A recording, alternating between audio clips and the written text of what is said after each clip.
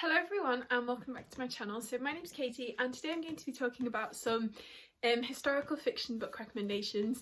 So these are all either queer or magical. Some of them are both queer and magical.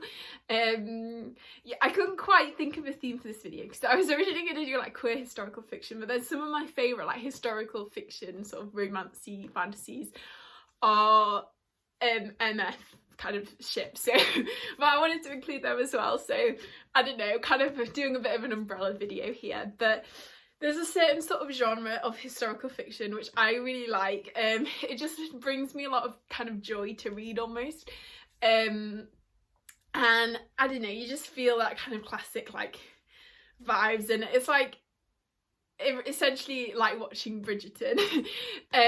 Just a little bit of like trash thrown in there, but you love it. So yeah, that's what this video is going to be about. So the book I kind of wanted to feature because I got sent it recently, and it's so pretty. It was A Marvellous Light by Freya Marksky. And this one is really fun. It's kind of set, I'm not entirely sure when it's set actually, sort of like late 1800s, early 1900s kind of era, and I just think it's such a pretty cover. And basically we're following Robin and Edwin. So Robin gets this job in the Home Office and he is essentially like this liaison to the magical world, but he's never known about the magical world before, so he's kind of thrust into this, and his predecessor was up to some nefarious scheme or something, and so Robin is then thrust into this world, and these people who have been trying to hunt down his predecessor find him thinking he knows something and put a curse on him. So then Robin has to team up with Edwin, who is like the magical version of his role, to try and break the curse. And Edwin takes him to his like family manor where there's this big like party with all his siblings, and it's very like Gatsby-esque in that sense, and they're trying to like work together to break this curse, but then like murders start happening and it's all very dramatic, and yeah, it's just really great. Like, I would say it's kind of a fantasy romance, historical romance, I don't know. It definitely gives me KJ Charles vibes, which is another author I'm going to talk about later in this video because I ended up in a bit of a KJ Charles rabbit hole one time. But yeah, so, and it's just very like grumpy sunshine, like genius in there. So I just love the whole like dynamic, and I really like the magic actually. It's quite almost not mysterious magic, but we're kind of discovering it as Robin discovers it, but towards the end it becomes almost nature magic, which I actually really like. Well, it doesn't become nature magic, there's an element of nature magic which is brought into the story, which I really enjoyed as well, and I'm really excited to see the like next books in this series. Okay, the next we have The Midnight Bargain by C.L. Polk, and this one has such like Bridgerton vibes. I love it, and it's actually really feminist, which I really liked. So yeah, so we're following Beatrice, who practices magic, but in the world, so women aren't allowed to practice magic while they're sort of in their childbearing years, or while they're married in their childbearing years.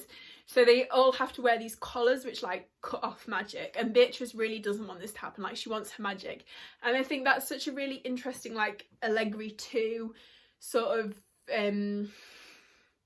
what's the I don't know what the umbrella term is, like women's bodies rights, like that kind of thing, like abortion rights and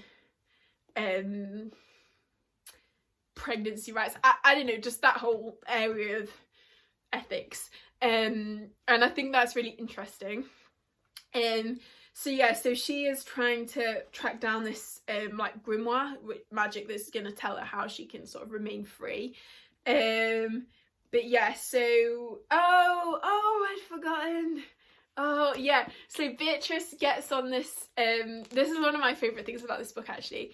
She like somehow ensconces the help of this like magical spirit thing, and the spirit just really wants to be kissed by someone. So essentially, in exchange for this deal with Beatrice, she agrees to kiss this like handsome guy, and then that relationship sort of blossoms a bit. But this spirit I love, oh, what's their name?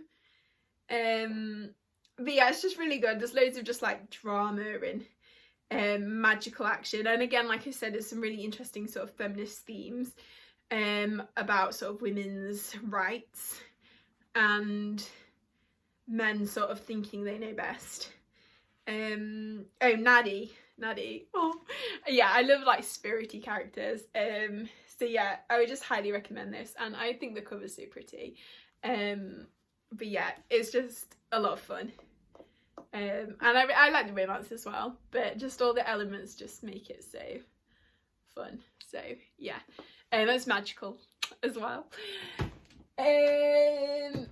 Okay, then next we have the Mercies by Karen Mills-Hargrove. So this is set in a slightly different era. Like I would have said, most of the books in this video are sort of Regency, like Victorian era type books.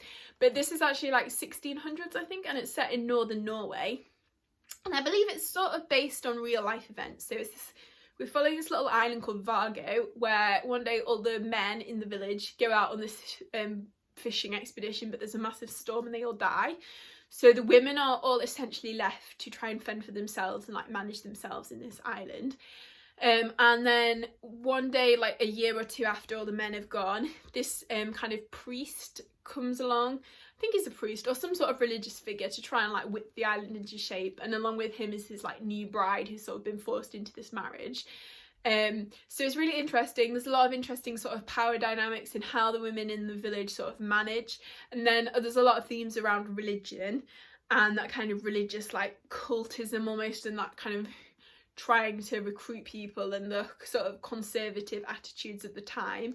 And then there's a sapphic relationship as well, which I really liked, and there's sort of a hint of magic, kind of almost like a witchy magic, like some of the characters are sort of deemed to be witches type thing, which I really liked as well. There's some really interesting, I already said about the themes, and I love the whole cold atmosphere. There's some horror-y elements to it as well.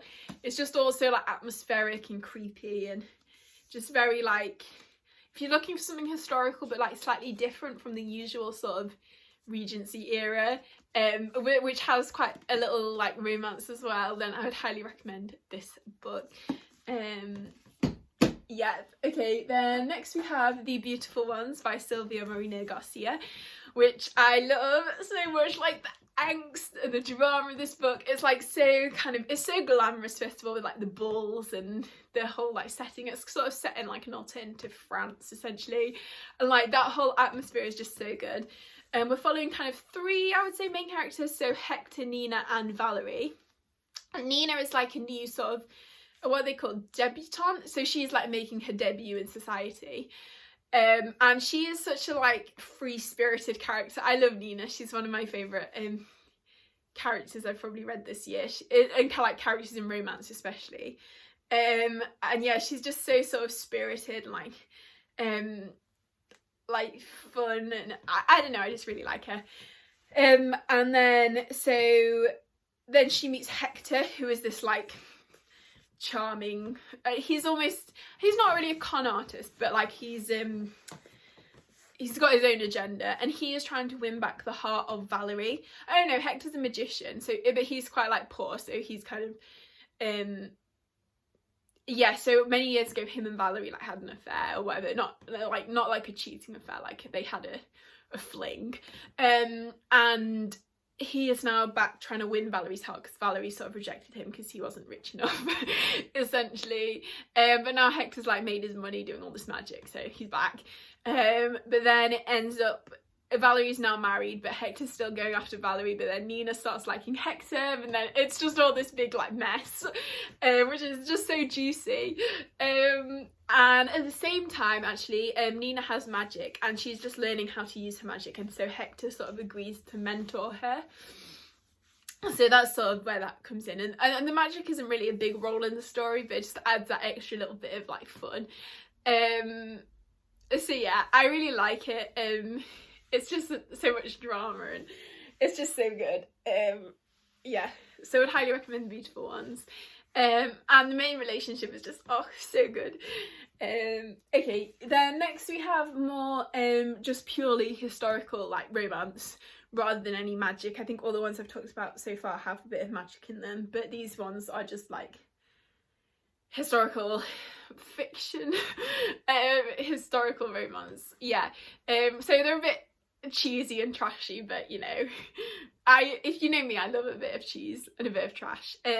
So the first one is Olivia Waite's book. So the first one is The Lady's Guide to Celestial Mechanics, and then the other one I've read is The Hellions Waltz, and then there is one which I haven't read actually, which I should, because like I love MILFs, and that is something like The Waspish Guide to the Care of Widows, or the Guide to Caring for Waspish Widows. I don't know what it is, but anyway, so her books are all sapphic, which is really good, and The Lady's Guide to Celestial Mechanics follows this character called Lucy, and she is like a scholar, and she's trying to like fight for her place in like the scholarly world, which is very dominated by men, and I'm pretty sure it's astrology, and she is like taken under the mentorship of this, I think she's called Catherine, like Lady Catherine, and she sort of agrees to help and like fund Lucy's kind of scholarly pursuits, and then like a romance ensues, and there's actually some really good themes around like women in STEM, which I really liked. So yeah, that's a really fun romance. And then The Hellions Waltz is essentially like what are the main characters' names? So Maddie is a con artist, and she is running this scam in the like village about to do something to do with fabric, on this like dodgy fabric guy.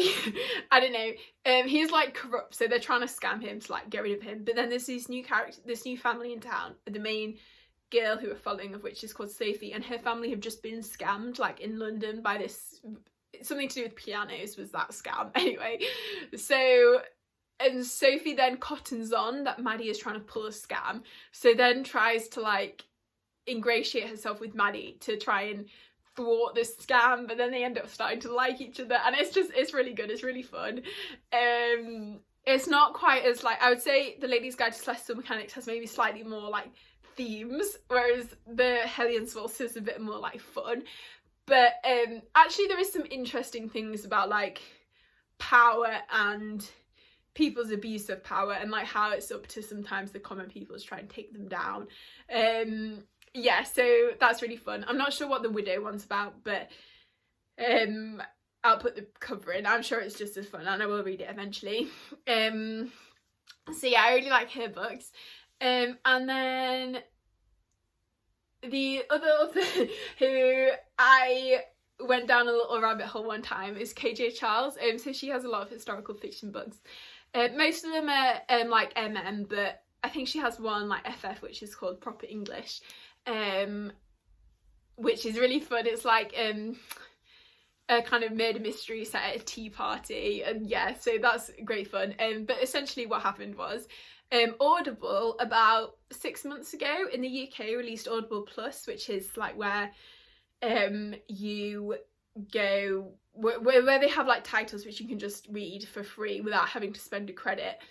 And there's actually some really good books on there, but so I went, as you do, onto the LGBTQ section of Audible Plus, and then discovered some interesting looking historical fiction by KJ Charles. So I read this first one, and then I really liked it. So then obviously I had to read the rest of the books in that series, because one of my favourite things in romances is when there's like a whole little series of them, like the Brown Sisters books. I love that. So the one I read was, what was it called? I can't even remember what it's called. Fashionable Indulgence, I think it's called. And it's essentially this like character called, oh, what's his name? I can't even remember the characters' names. I remember that one of them's called Julian. What's the other one called? But anyway, so he is like living, his parents were like seditionists, and they escaped to France a while ago, and he's like living in like squalor. But then someone turns up and says, look, you're the heir to this, not the heir, like you're part of this like noble family. So he then has to be like trained to be a gentleman by this other character called Julian, who's like a very sort of fine gentleman. And then so that's what the story's about. But then there's other characters in this like world, and then the books 2 and 3 also follow characters in the world. So then I had to read all of them, and by that time I was in like a major KJ Charles mood. So then I read another one of his series, which is called like, I think, Sins of the City.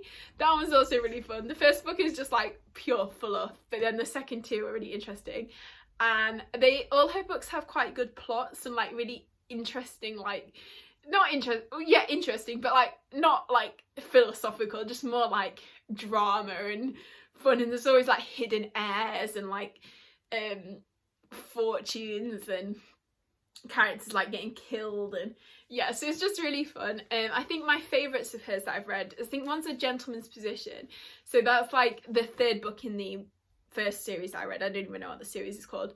And that's like essentially between like the nobleman and his valet, and like I love that whole dynamic, like that was like forbidden thing. And then I also really like the one which is, what's it, Unsuitable Heir, and that was the last book in the Sins of the Cities one, and that is essentially, that's like male non-binary. I really like that romance, it's so sweet. And yes, they're probably my favourites. But anyway, if you like queer historical fiction, I would highly recommend her books. They're a lot of fun. Yeah, and they're all on, well, there's only 6 of them on Audible Plus, so they're all the ones I read. And then I discovered she had the Sapphic one, so then I read the Sapphic one. I'm not sure I read any others, but if you have any books of hers that you think I'd like, then let me know. But oh no, I did, I read the Will Darling books as well. They're kind of set in the like 1920s, and they're like spy thrillery. They're also a lot of fun. They remind me a lot of the Amberlow series, which I read like a couple of years ago, which I never see anyone talk about, but I actually quite liked it. So yeah, so that's that one.